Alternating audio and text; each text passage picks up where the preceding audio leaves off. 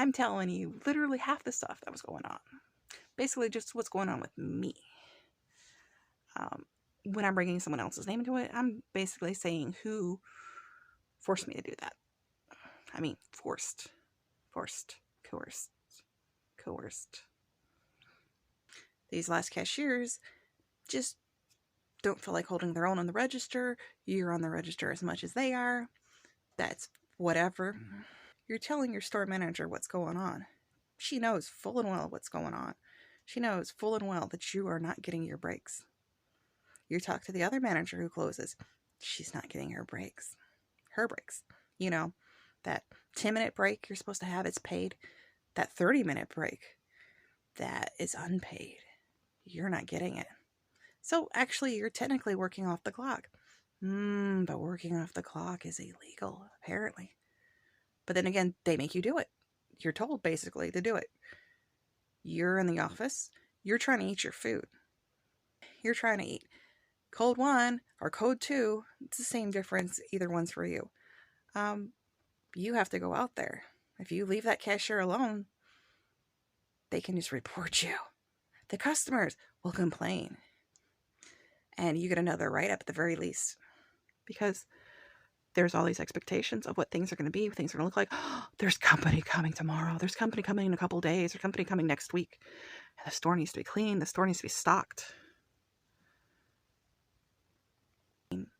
Before I was at this store, I didn't have a blood pressure problem. And I've had my medication raised 3 different times. I'm on a very, very, very high dose. Just to try and control it so I don't have a stroke.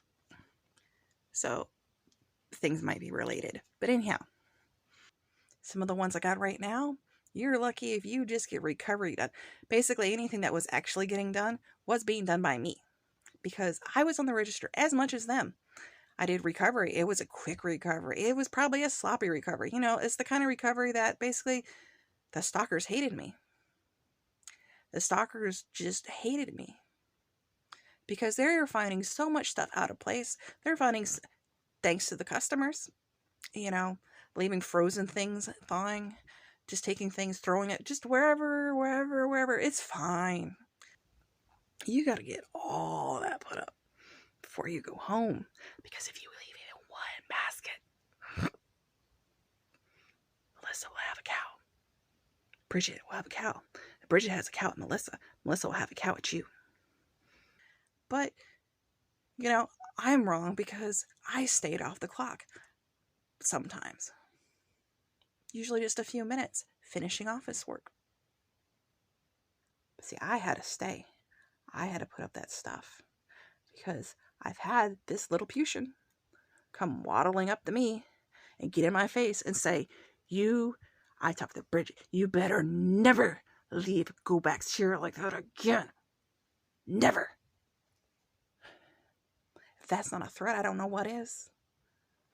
I mean, you better. You gotta. Bridget said. Are you being told to work off the clock? Hell yes. Hell yes. I could freely admit right now because I don't really care. Store manager said, I don't care if you work off the clock, but if you get caught, I'll deny it. I'll act like I have no knowledge. So I could walk into her office saying, hey, I was here till 11 o'clock last night. Hey, I was here till 10:30 last night. Twice, I actually got caught. Verbatim caught. Because stalkers came in at 12 o'clock. I didn't know they were coming in that early. And I believe these were either leading up to Christmas or because there was a visit. More than likely, I think for sure the one was because there was a visit. No time. Everybody has to clock out on time. Well, all the stuff has to get done. Oh, even leading up to inventory, there were no hours. So if your store looked like hell, it's your fault. It's corporate's fault. It's literally corporate's fault. Dollar Tree runs on management busting their hump and working through their breaks after they were already supposed to go home, and sometimes maybe even by themselves, completely by themselves. You know, if they worked earlier in the day and they're getting off at 2 o'clock, 3 o'clock, 4 o'clock. They can go finish their chores anytime. Oh, the cashiers spot them, and the cashiers are going, hey, didn't you supposed to go home already? They're like, you don't see me. I'm not here. Don't see me. I don't want to hear Bridget's mouth, but you don't see me. I'm not here. But I'm wrong, because I actually admitted what's going on with me. I didn't sit there and bring in everybody else's stuff, because if you really want to know, I could bring it up. I could bring up enough that you won't have probably half your managers in that store. They'll all be gone, because I know stuff I shouldn't tell. It's not my business to tell, but I could tell it, because I don't care. Why were they working? They weren't working off the clock because they felt like it. Nobody feels like it. Nobody wants to sit there and stay off the clock. The fact that you even seem to want to believe that, think that,